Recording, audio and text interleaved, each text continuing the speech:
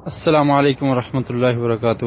جی آپ کا خیر، میرے خیال میں ایک سوال باقی رہ گیا ہے کہ جب انسان تشہد میں بیٹھے گا تو پاؤں کو کیسے رکھنا ہے۔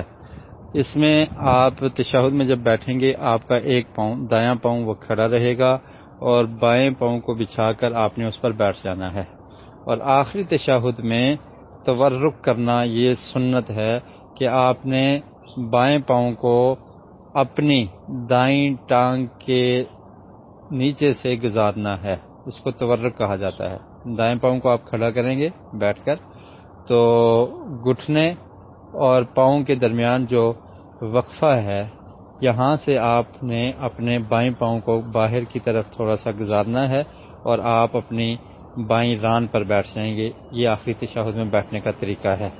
تو نماز میں کوشش یہ کرنی چاہیے کہ ایسے نماز پڑھی جائے جیسے نبی کریم صلی اللہ علیہ وسلم نے ہمیں نماز پڑھنا سکھائی ہے، اور آقا علیہ الصلوۃ والسلام کا ارشاد بھی ہے، صلو کما رأیتمونی اصلی، کہ تم ایسے نماز پڑھو جیسے مجھے نماز پڑھتے ہوئے دیکھتے ہو۔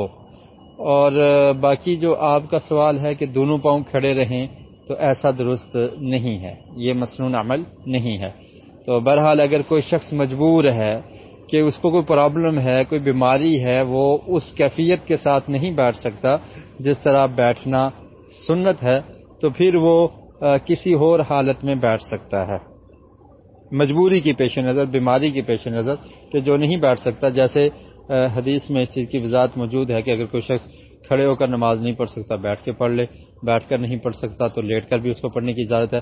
اسی طرح اگر وہ شخص تشہد کی اس حالت میں جو مسنون ہے وہ نہیں بیٹھ سکتا اور مریض ہے، بیمار ہے، تو پھر وہ کوئی اور حالت جو اس کے لیے آسان ہے اس کو وہ اختیار کر سکتا ہے۔ واللہ اعلم بالصواب۔